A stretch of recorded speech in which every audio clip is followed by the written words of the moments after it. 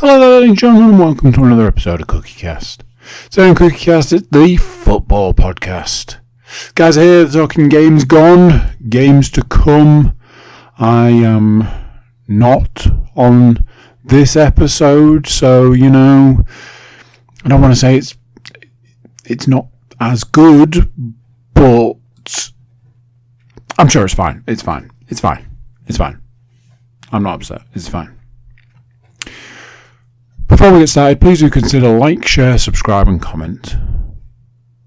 Leave a comment, leave a review, leave a little part of yourself by clicking all those buttons. Share the podcast around, that's the one we like the most. Share the podcast around. Right, let's get started. Here we go. This is CookieCast, football podcast.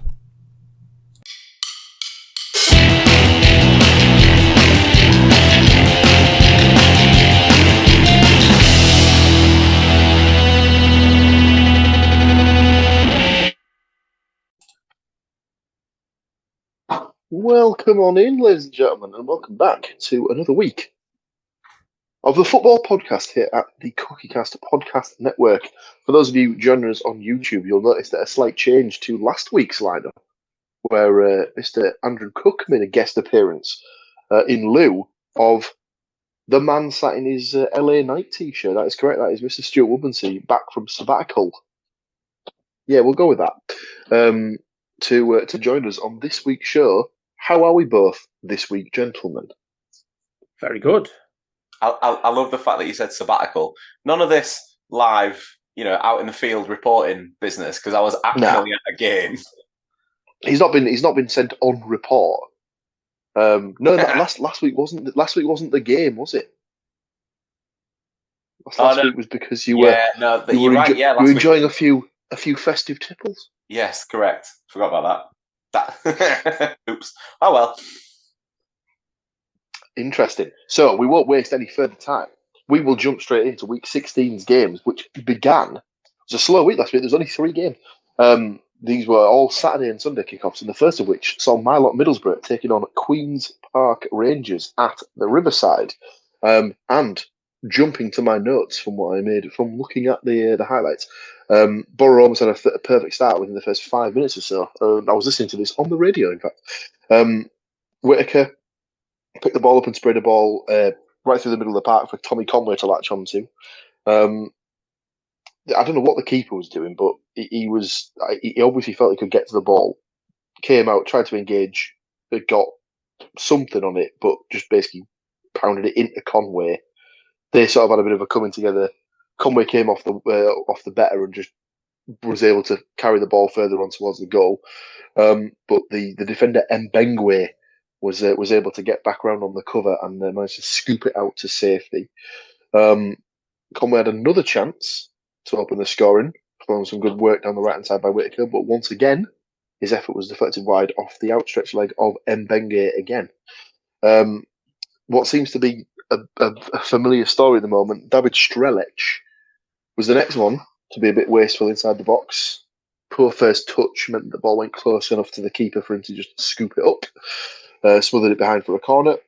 They did have the ball in the net via Conway, but he was correctly flagged for offside. It did look very marginal, but I think he was just in front of the defender. But on the 30th minute, they did manage to break down the QPR defence. A lovely through ball from Hayden Hackney released that man Strelec.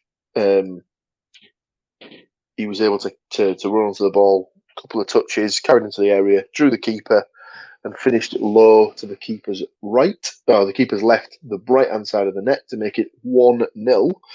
And on the 36th minute, QPR had a chance to equalise. A little mazy dribble by Paul Smith carried him to the right side of the box. His cross, however, was neatly snatched up by Sol Bryn, who looked up, spotted that Whittaker was on his run, and pinged it straight to him. Whittaker took a touch, carried it to the edge of the box, and for the 6th game in a row, found the back of the net with a curling left-footed effort. So that's 6 games on the spin for the guy that about half of the Borough fans deemed not good enough to play for the club. Yeah, strange that, isn't it? Into the second half, and it didn't take long for Borough to assert their dominance once again. They got a penalty on the 50th minute, and Callum Britton was upended by Saito on the edge of the box. The ball was given to Tommy Conway. He hasn't scored for 16 games, so this one could have gone anywhere. Luckily, he drilled it straight down the middle, keeper dived out of the way, and he broke that 16-game scoreless run. QPR did get a goal back in the 70th minute. A little bit of sloppy play by Borough in their own half. Matt Target sliding in to make a challenge, only was able to put the ball straight into the path of Paul Smith. He then drove into the box, and Callum Britton was way over on the cover. A really, really rash challenge. Takes Smith clean out. Definite penalty. And it was Madsen who dispatched the ball to Bryn's right-hand side. No clean sheet once again for the Borough. They almost made it 3-2 when old boy Roman Burrell's square ball was cut out by Alan Brown, who was tracking back very, very well. A couple of other chances for either side to add more goals, but nothing else happened, and we had a 3-1 win for the Borough, which confirmed a fourth consecutive win from 4 games for Kim Hellberg. So all coming up Borough at the moment, very much so.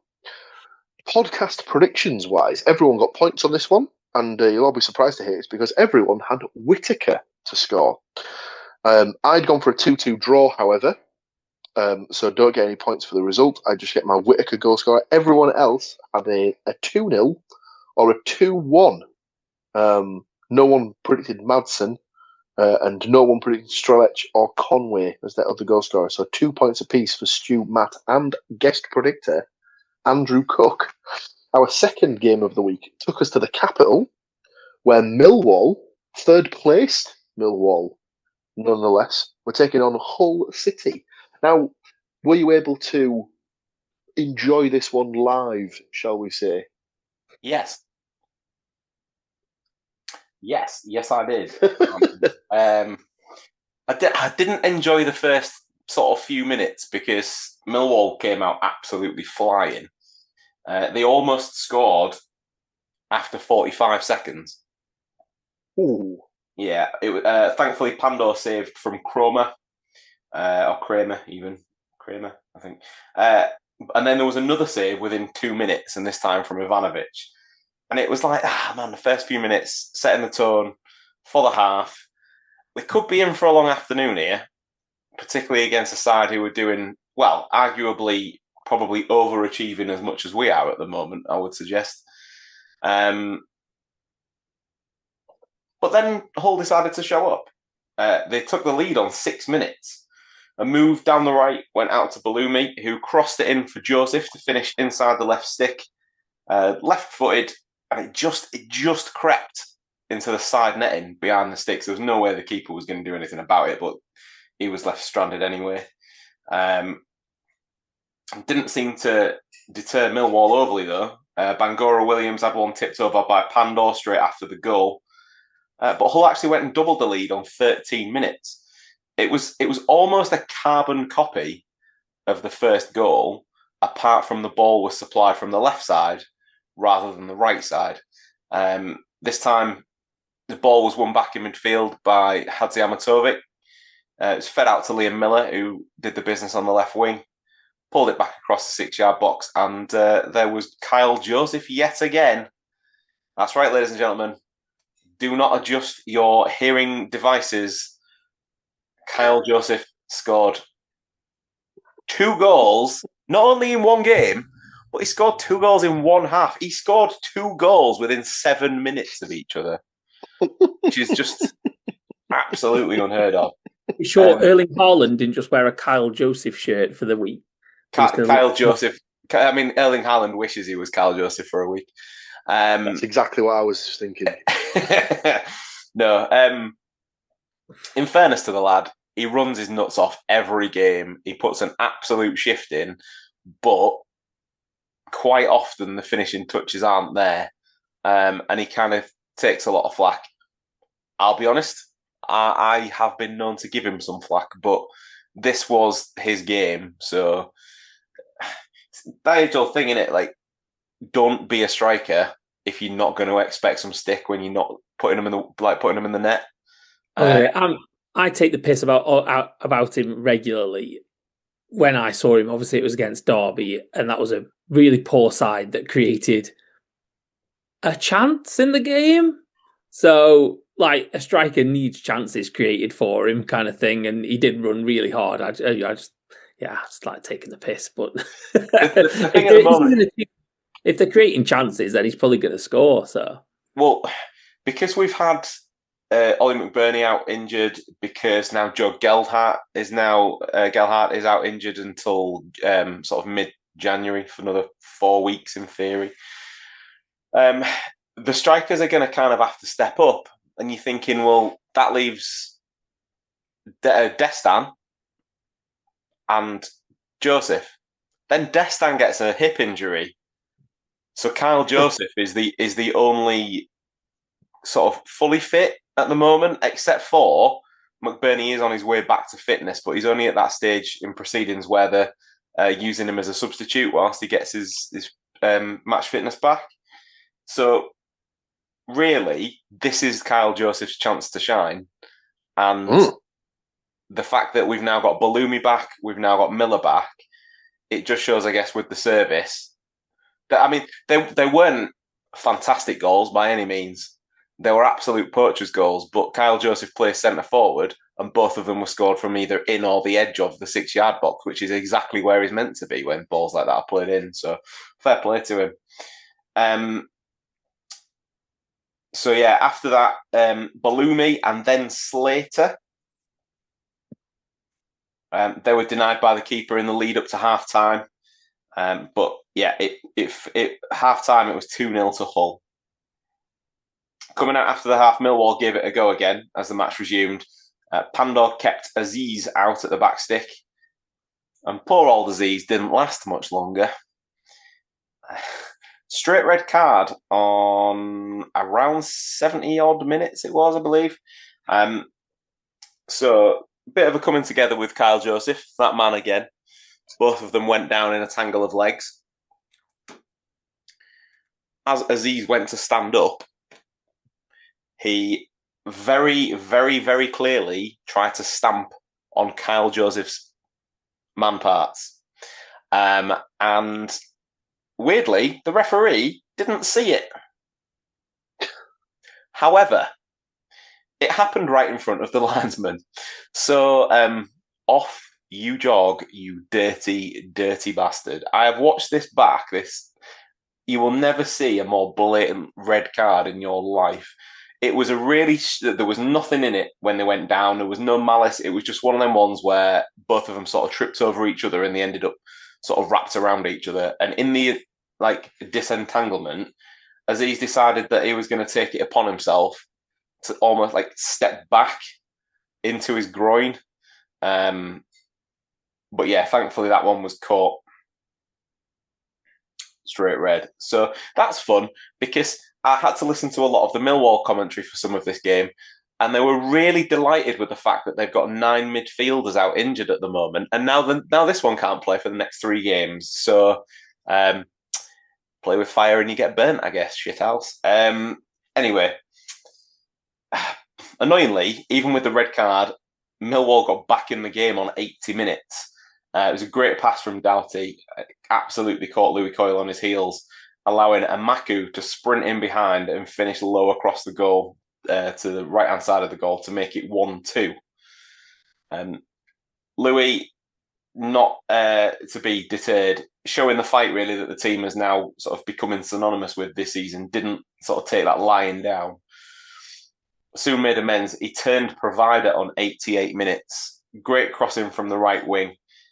Right onto the head of Ollie McBurney, who just had to guide it goalwards and beat the keeper from roughly the penalty spot to make it 3-1 to Hull. Now, that was the final score. There was a point in the game, actually, before, I think it was when we were 2-0 up. Liam Miller got caught offside and he got booked for that. And Liam Miller got caught offside having already been booked. And in the frustration of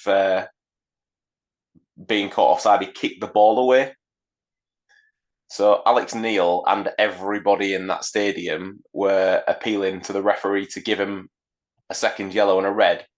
And by the letter of the law, it was probably a yellow, which would have led to him not being on the pitch. However, Millwall sort of defended terribly. I'm not saying that they would have, that if Miller had been sent off at that point, we wouldn't have won or anything else because we were already up. But it kind of, I guess the point I'm getting at is that in Ref Watch, has probably become synonymous with my part of the podcast at the moment, it wasn't particularly great again, but this is one of the few ones that have gone in our favour. Yeah, I must admit, I've not seen any of the game, but that is the one incident that I have actually seen. And yes, I think he can consider himself a little bit lucky there, to be honest with you.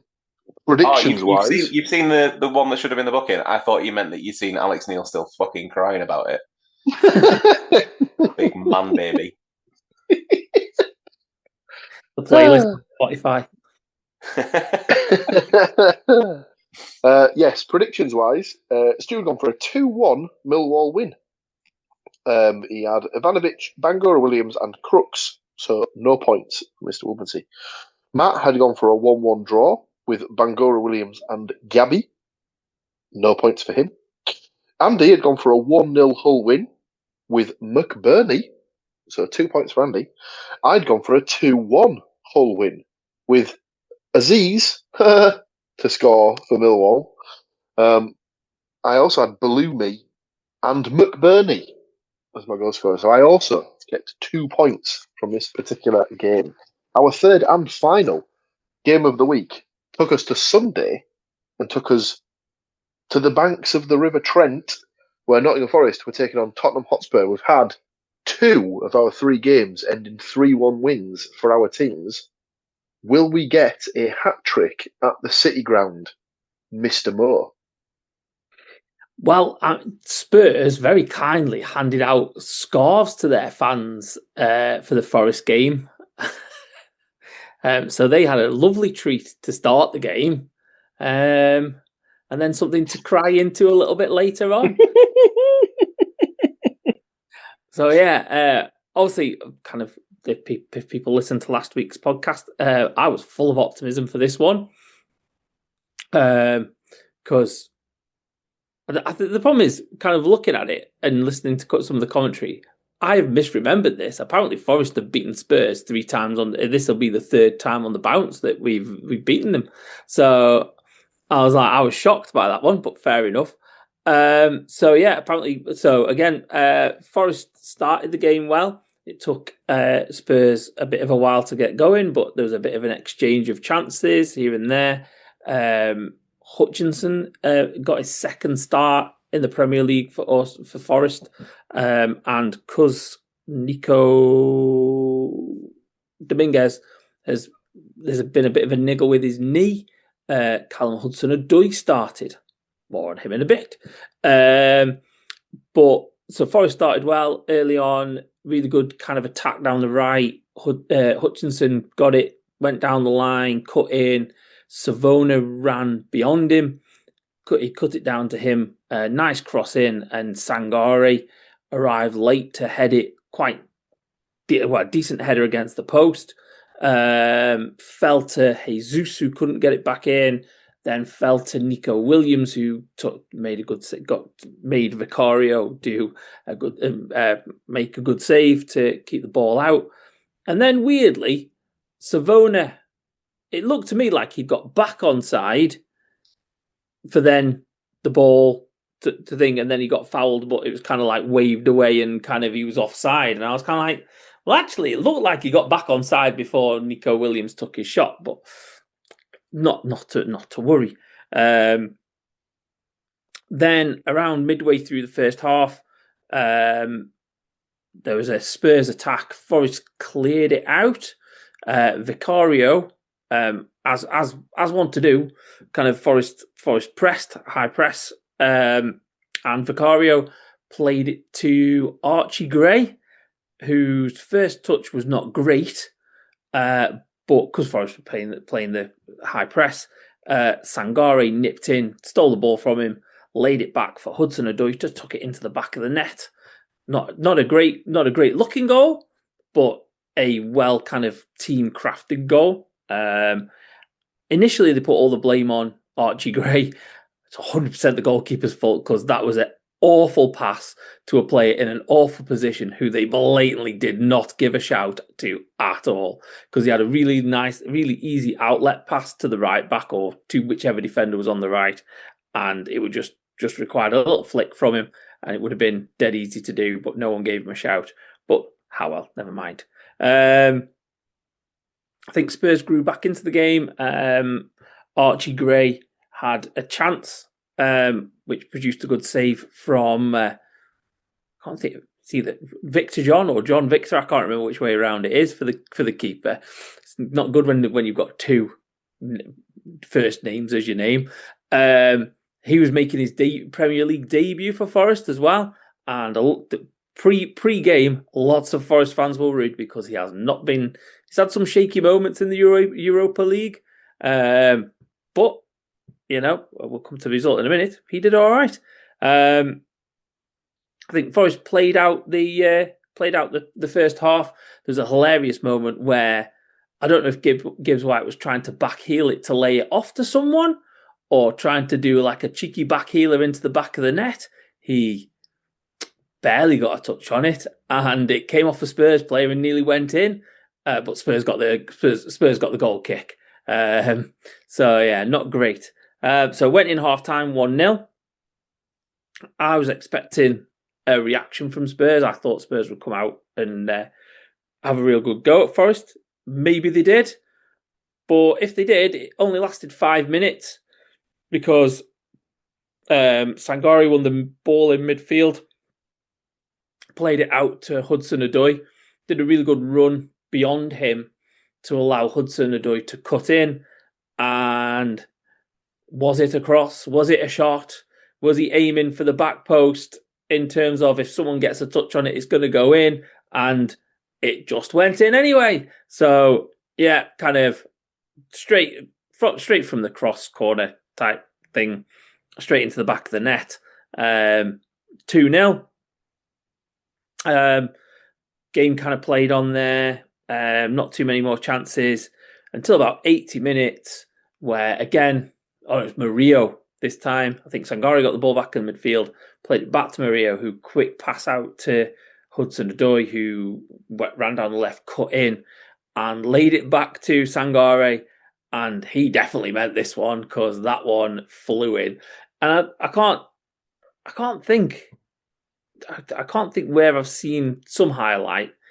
Somebody hinted that he didn't intentionally do that. I'm like, no, that was an intentional outside of the foot, curling away from the keeper. So yeah, Sangare had a really good game, like really bossed it. So he got the 2 assists for Hudson-Odoi's goal.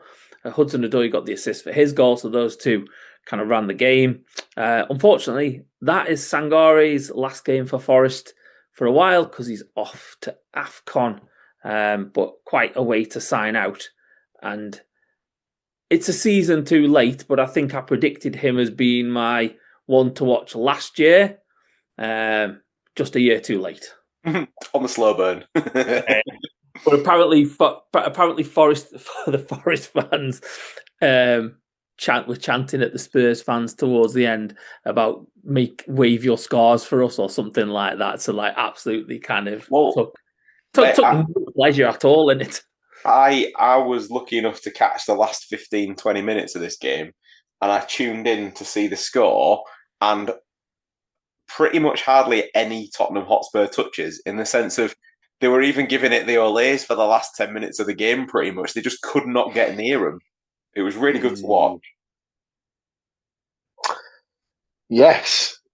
So, not for the first time this season, but I do believe for not we haven't had that many, but a clean sweep for our team this season, for this week. Like I said, could have been nice for the symmetry to have just had that Tottenham goal, just to have sort of like made it 3-1 across the board. But you can't have everything. And it's nice for Forest to get a clean sheet every now and again. So, lovely stuff. Predictions-wise, not a great deal. I'd gone for a 1-1 draw with Hutchinson and Johnson. No points. Should have gone for a 1-0 Tottenham win with Kudus. No points.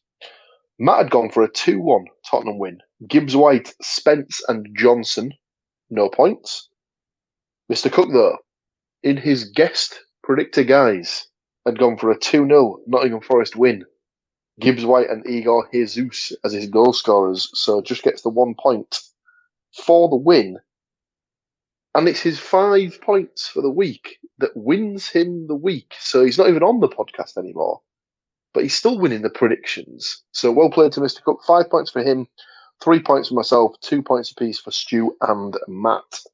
So that's it. We've had it now, lads. So we're gonna have to get him back on. He's just gonna have to be a permanent fixture again, much to his delight, I've no doubt. I'll save him. I'm like, it's 1 week. We've had some very good weeks recently. I think I got last week, so I think 8 points. I think. Well, Andy was filling in for me, so don't I just take his points? Is that no? That's if you're out on pitch, then you definitely don't get the point. Yeah, you don't get to enjoy delicious pints and delicious points. That's not apparently not, is he? So, week 15 is not the week we were even discussing. It was week 16. That's done and dusted. Week 17 is another week where it only brings 3 games.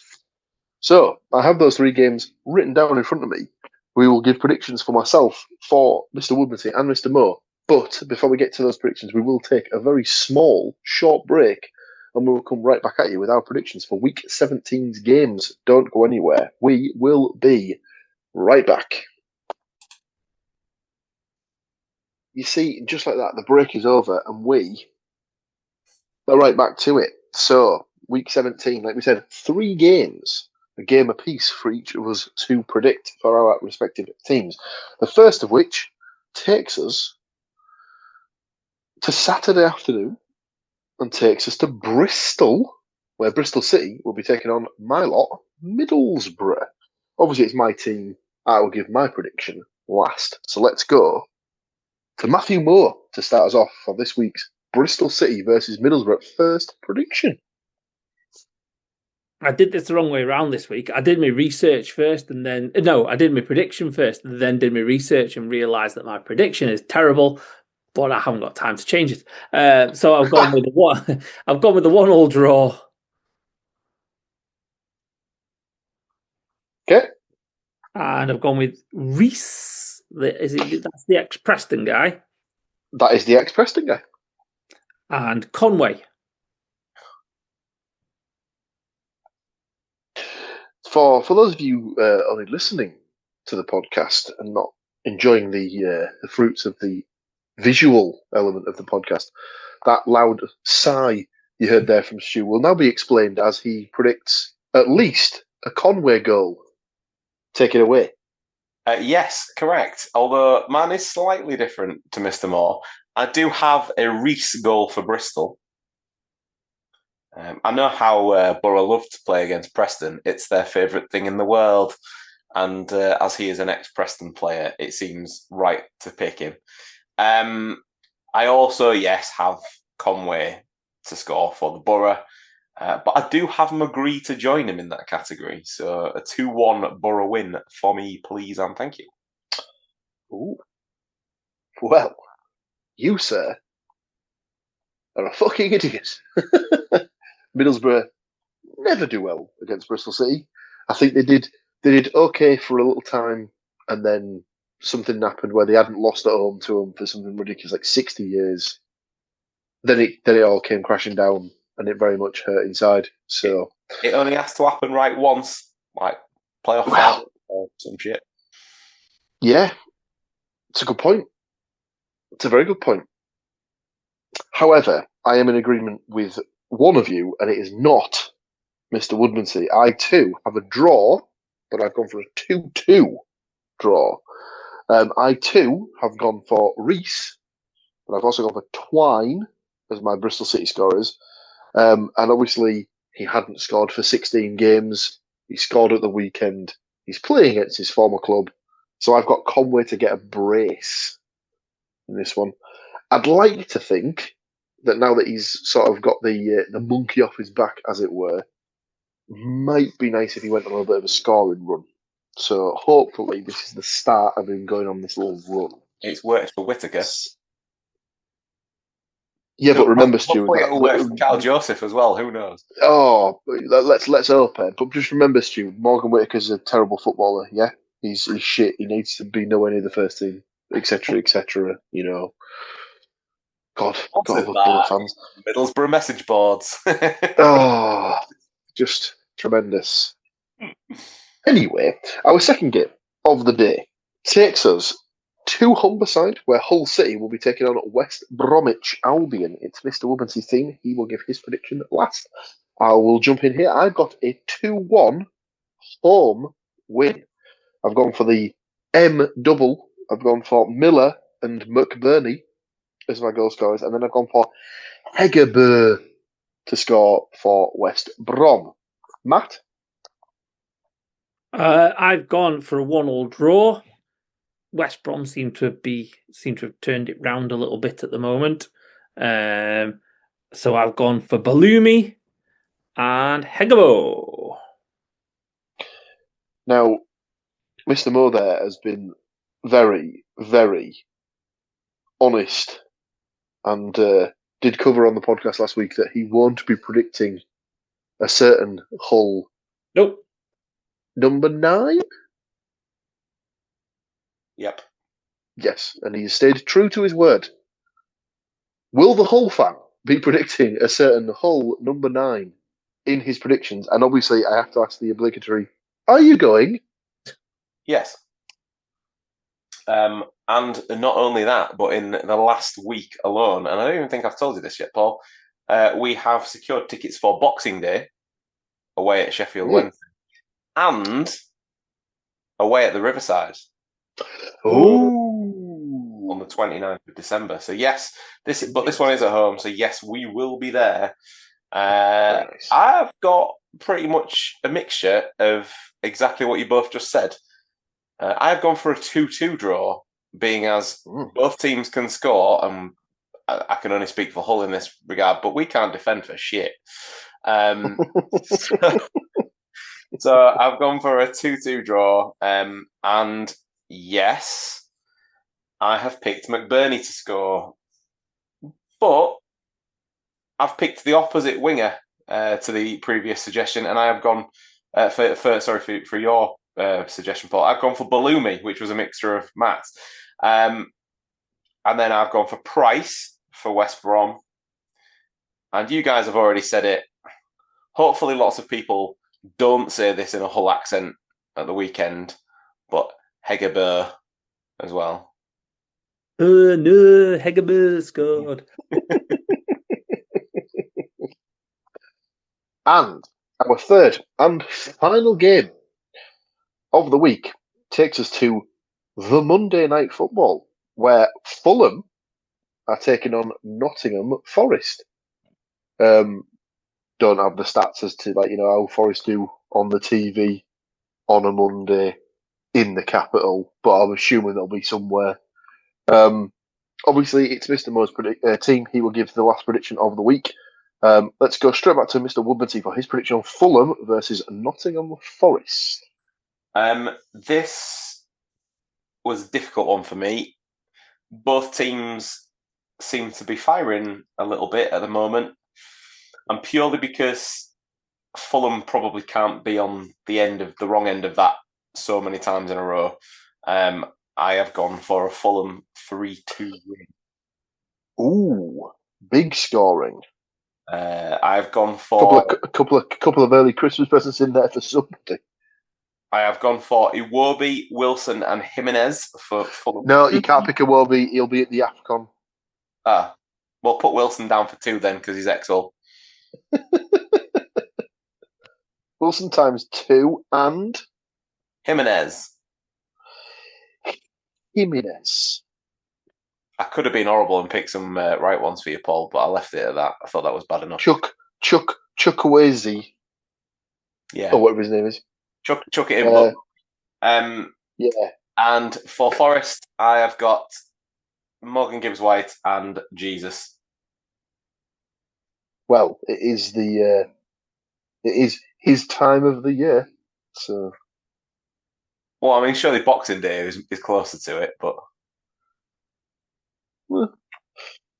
beggars can't be choosers. They're not playing on Boxing Day, are they, this year, Forest? No. I don't know what's going on. 27. Isn't like one Premier League game as well? Yeah. It's gone very NFL. It's gone very. Yes. The money doesn't speak for us, so we're going to do what we want. Are they all on Amazon? Or is that thing finished now? I think that's still going. Is it like 10 games or something? I think it's like twice a season they do the big slate of games that go on Prime, and I think this is the first of the two.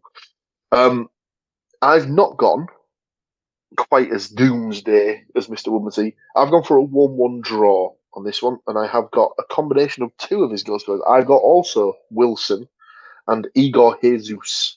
Wilson does seem to be in a bit of a purple patch at the moment. He's playing really well. So I would certainly be backing him to score. Which just leaves us with Mr. Mo for the final prediction of the week. Does he play on the right or the left? Right. I was going to say, I think he comes off the right because he's left-footed, isn't he? Yeah, that'll be interesting. Like one of the ones who plays, so he inverts and cuts in. You might say that the two best Welsh players are up against each other then in this game. Nico Williams. Yes, very much so. It'll be interesting to see who comes out on top of there. Hang on a second. Kiefer Moore signed for Fulham or Nottingham Forest? After what I saw last week, you can get him out of that category.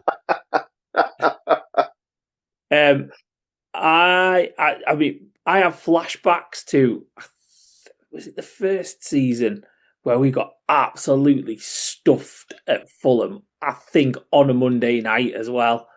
That was like Jimenez might have scored a hat-trick. We got absolutely destroyed. But with that in mind, I've gone for a 2-1 Fulham win. We just don't seem to win at Fulham. I honestly can't remember us winning at Fulham. They win. We've beaten them at home, but we don't beat them there. And I've gone for Jimenez and Wilson to score for Fulham. Just to make it different. I know. I was going to say, and just to make it really, really different, I've gone for Jesus to score for Forest. It's almost like we watch football sometimes. It's like, it's weird, isn't it? It's almost like we're picking the players that are almost in form. Oh, it's so weird. But, I mean, to pick Jesus to score, though, is a bit out there, considering he hasn't, apart from Wolves. And Sean Dyche just needs to tell him it's a Europa League game before he walks out. He'll be fine. Lad, this is Fulham. We'll now go out there and play. Listen, it is a European game. Listen to their manager. All the foreign players on the pitch. One from Wales, it's a different country. Need a passport.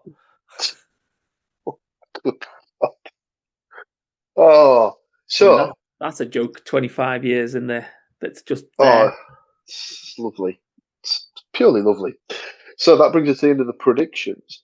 But at this point, I will throw it back over to Mr. Woodmansey, as last week we did cover on the podcast that in the Hull versus Cardiff, no, it wasn't Cardiff, what am I talking about? In the Hull versus Wrexham game, not only was he in attendance, but he was in attendance with two rather special people being involved on the pitch in a certain capacity. So do you want to talk us through the match day experience that your boys celebrated against Wrexham? The whole evening was just incredible. It was such a good experience. Obviously, massive thank you to the team for actually winning and putting in a good shift as well, because that made things 100 times better on the back end. But considering that it was like an 8 o'clock kickoff, we had to be at the stadium for just after 5 o'clock, so quite a long time before the game. As part of the package, the boys got a full home kit each, and a little package from MKM, which had some goodies in it, so they can now wear their MKM beanie hat and pretend to be builders with pride. But they also got like water bottle and a mini football and like a boot bag and some little certificates as like a memento of the day. From that point, we embarked on a mini stadium tour, which was named as such because it was primarily just the West Stand where we were situated for the entirety. And they took us to the very back row of the West Stand, which is up, a long way, so we could see all the press facilities, which obviously Mr. Williams has been up there himself, so he knows just how high it is. And they sat the kids down and they took in the views. You could, even though it was obviously dark because it was a night game, you could see out into the city and all the the lights and stuff. So they enjoyed that, and they had a little bit of a quiz whilst they were up there and some photographs taken. And then from that point, we headed back down to the players' entrance, where a special sort of area had been set aside, and it was fully branded. It was really well done. So that because there was another 5 kids doing the mascot thing at the same time, so all of the kids could meet all of the players, like literally every single one as they came in for the whole team. So they were taking bets on who would be first, except for the staff said, weirdly, it's not planned, they don't talk about it, but they always turn up in pretty much the same order. One of the ladies who's there every week reeled off the full list, and she was 1 out. That's how close it was. And weirdly as well, they turn up goalkeepers, defenders, midfielders, attackers, which was also strange. So that was fun. But yeah, all of the kids got autographs. They got photographs with the full team.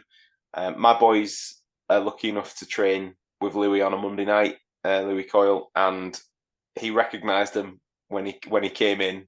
So they were dead fussy about that, which was lovely. And he also said hello to me and my wife, who have spoken to him quite a few times at training. And all the other parents were like, we've talked. that was fun. From that point, they had a little break and went to get a drink and stuff, and then it was time. The boots were laced. We went down the tunnel and out onto the pitch. Well, I say we. The grown-ups weren't allowed. It was just the children. They had a full skill session on the pitch for half an hour. Towards the end of that, they were joined by both of the club mascots, Rory and Amber, and the sponsors mascot, which doesn't really have a name. It's just a massive brick with legs and arms. And of course, don't forget children, safety first. He's wearing a hard hat.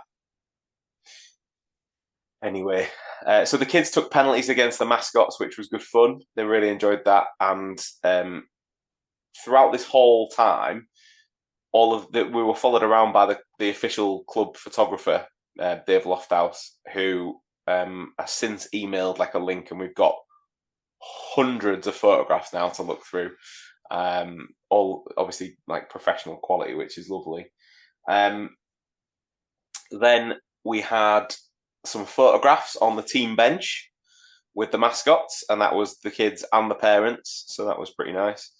And then the main event, really, all that had rolled around, and it seemed to just disappear within the blink of an eye. But it was like 10 to 8. So the mascots were helped into the tunnel by the Tigers Trust staff, and the boys have told me they didn't get to pick who they walked out with. So they were put into a line. Oh, the bit actually I missed out. Before they went up the tunnel, they were interviewed, and on the big screen in the stadium, they were interviewed by the stadium announcer. So they got to do that too. But the order that they were interviewed in was the same order that they were lined up in. And as it fell, one of my boys walked onto the pitch with Semi Ajayi.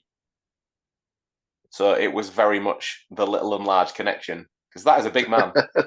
And the other one walked out with Regan Slater, who my boys are both 10. Regan's not that much taller than my 10-year-olds. But what was quite cute was that, Semi was like full on, this is game time now, this is me, we're concentrating, we're going to do the damn thing. Regan Slater came out of the tunnel with his arm around one of my boys, and you could hear him say, "Who are you with? Where's your mum and dad?" And it was live on Sky of both Regan Slater and Seth going. So that was really cute.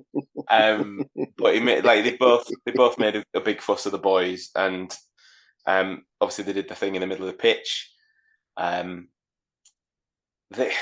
The only disappointing part about the entire thing is that effectively my boys had to shake hands with Kiefer Moore, which I feel a bit dirty about that.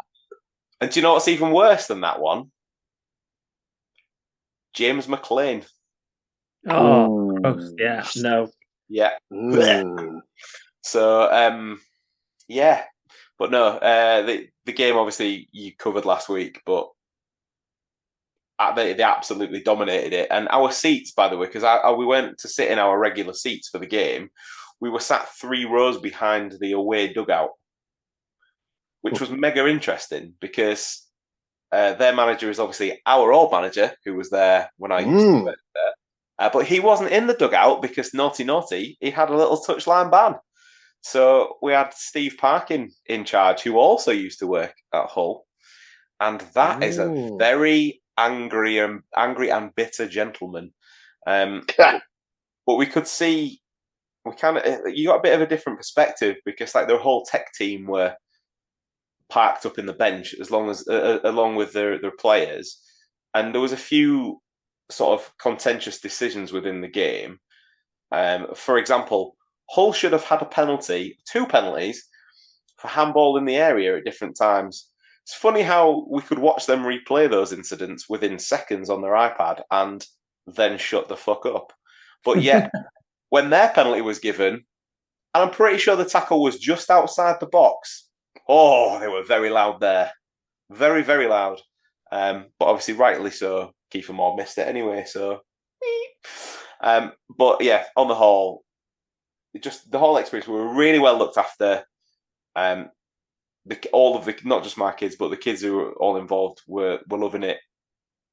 And yeah, the staff that looked after us, like I say, were from the Tigers Trust, which is the charitable arm, which is completely, I guess, independent actually of Hull City. They are set up as their own charity, and they do a lot of the football and the community stuff, and football with the different ability groups, whether that's like blind football, like walking football, whatever it might be, they kind of have a hand in it. And there was a fee to pay for this to be done, but none of that money actually goes to Hull City. Hull City donate the kit to the charity part of it, and then all of the money that's spent by being on being a mascot actually goes to the charity side to keep the football and the community stuff ticking over, which I thought was really, really good. It is very nice. It's always good to hear like sort of these like sort of good stories that have happened for like certain things at the clubs and stuff like that. So they'll never ever forget it. No. The game could have been a complete washout, I guess, and it's the bit beforehand, and like I can't imagine what it must have been like particularly because they're only 10. Like they're still pretty young, really, and the attendance was just shy of 20,000 people. They had the light because it was the night game. They had the light show. They had the pyrotechnics and stuff as they were walking out. It must have been amazing. It was so cool, like just as a parent to see them doing it, but just magic, fully magic. Very, very nice, and a lovely way for us to end the podcast this week. So, thank you, as always, to these 2 gentlemen for going through the details of their clubs, and we're looking forward to next week's games. If you're new around here, thanks very much for joining in. We've got plenty more available on the network. We've got some wrestling shows, F1 shows, some American football shows. And then, of course, Mr. Cook has his Get It Off My Chest show. So, plenty for you to be going at with the old back catalogue. We will be back next week for what I can only presume at this point will be a bumper crop of games, as it will be our festive preview show. So there'll be all the Boxing Day games and any other games they just like to throw in over the festive period at this point. That'll be next week's show. So until then, it's tatty bye from us, and we will see you in a week's time. Cheerio. So there we go. What do you think to that? Another one done, another one gone, another week of games gone, another week of games to look forward to. Moving into that week of the year, you know the one I mean. Big thank you for watching, big thank you for listening, big thank you for being here. Before you leave us, please do consider like, share, subscribe and comment. Leave a review where you can leave a review. Check out the website, thecookiecast.com. There we have social media links and an email button, and that way you can get in touch with us. That's it for this one. Till next time, I'm going to say bye, and I'll see you then. Thank you for listening to these grumpy old men talk about football. If you've enjoyed this episode, please like, share and subscribe.